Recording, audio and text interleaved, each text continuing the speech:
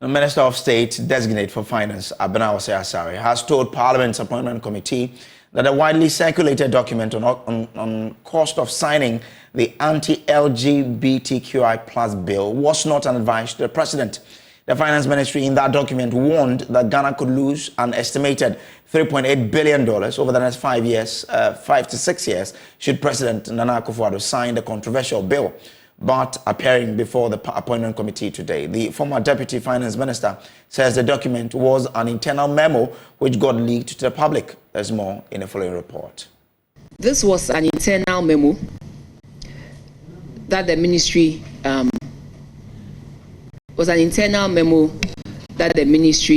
usually with anything that occurs, we sit to deliberate on the positives and if there are any negatives or if there are any challenges. We see how best we can address those challenges.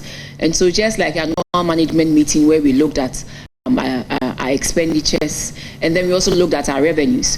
And on the passage of the bill by the House, which I am a member, we heard certain sentiments from certain stakeholders.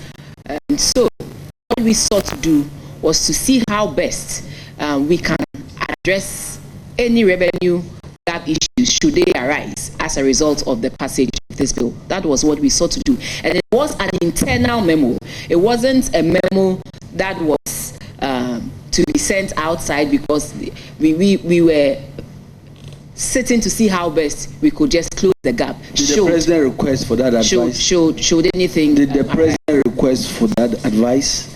Mr. Chairman, I said it was an internal memo, just like we have our daily, weekly meetings, and so we were discussing this in our meetings. It ended up being a letter to the President advising on the potential loss to the country of $3.8 billion from the World Bank alone. Thank you very much, Mr. Chairman. Mr. Chairman, I still stand by the fact that it was an internal memo and it had nothing to do with that. We were only looking within to see how best, should any gaps arise, how best we could close those gaps respectfully. Now, responding to assertions that government is preparing to reintroduce the road tolls, Abena Asare says the assertion is not true. Are you part of the decision makers who decided to suspend the collection of road tolls? Thank you very much, Mr. Chairman. Mr. Chairman, suspension of the road tolls was a political decision, was a decision taken by government, and I cannot take myself out of it because I'm part of government and I need to take responsibility as such. You are very courageous and I encourage you to do that. So currently, are you intending to reintroduce? Thank you very much, Mr. Chairman. Mr. Chairman, the document that spells out the vision for the government in 2024 is the budget. And so we're working with the budget. And in the budget for 2024, I don't think we introduced any line item for road tolls. And so it remains as such, Mr. Chairman. She says government has budgeted some 4 billion cedis to clear part of depositors' funds under the banking sector cleanup. This we have is one has to do with the fact that some of these companies have taken the liquidator to courts. And so until we are able to resolve the court issue, government cannot proceed to pay.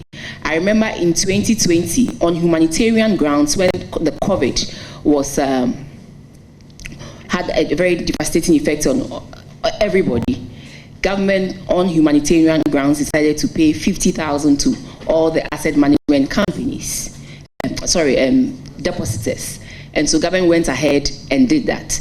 Government paid, in 2020, government paid, I think, 760 million Ghana cedis. And then in 2021, 580 million Ghana cedis. We still have quite a chunk to pay. So even if you look in the 2024 budget, government has allocated 4 billion Ghana cedis to be used partly to pay for these asset management companies' money, as well as a few NIB and a few other things in there.